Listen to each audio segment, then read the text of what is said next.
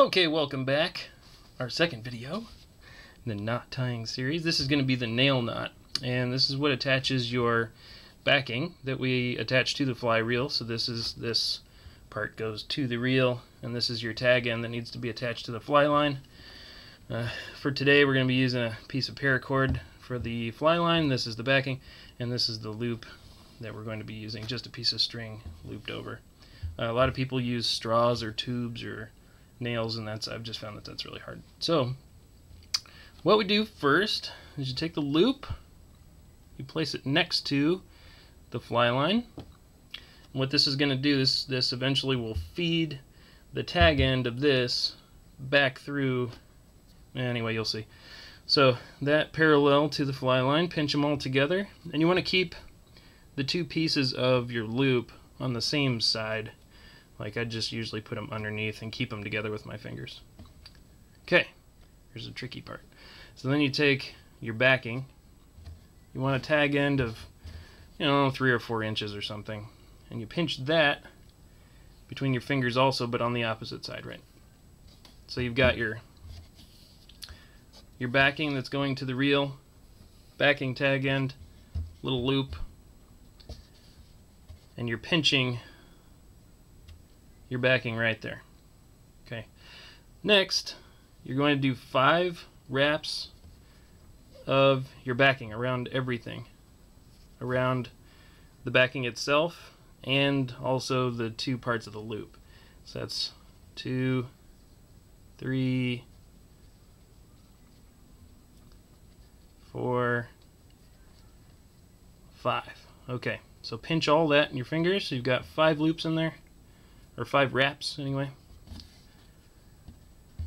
So you got your loop on the bottom, your backing on top, your tag end. You put your tag end through the loop you've been holding the whole time. And this is it'd be handy to have like 6 hands, but anyway, trade hands, pinch. Make sure those don't come undone, because if they do, you have to start over. So what you're going to do is pull the loop to capture that tag end and pull it through the bundle that you made. Okay, so it's pulling it through. You can even just grab it and pull it with your fingers to help. Okay, so the loop is done. We've pulled the loop through. Now you just kind of pull on the tag ends to tighten everything up, working back and forth, pulling all of the working parts and pieces until eventually you've got a nice taut nail knot. And so, well, this material is a little slick, but fly line's kind of compressible, so it'll grab onto it. But if I pull on it, it might. Yeah, that's a good strong knot. Then you trim your tag ends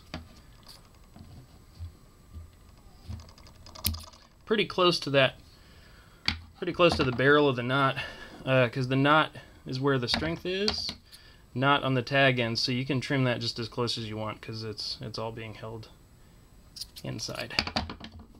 So in the end, I'll take this out of the tape. In the end, that's what your nail knot. It's out of focus a little bit, but anyway, that's what it's going to look like. So that attaches your fly line to your backing, and it's a nice smooth knot that'll go through the guides smoothly. If a fish takes your entire fly line out and you need to reel it back in through the guides, it's not going to hang up on anything. So that's a really nice, especially when it's tied with really small diameter backing and fly line, it's a really tight knot. So okay, that's number 2. There are, I think, 2 more that I need to show you, and then you'll be ready to fish. Alright, back in a few.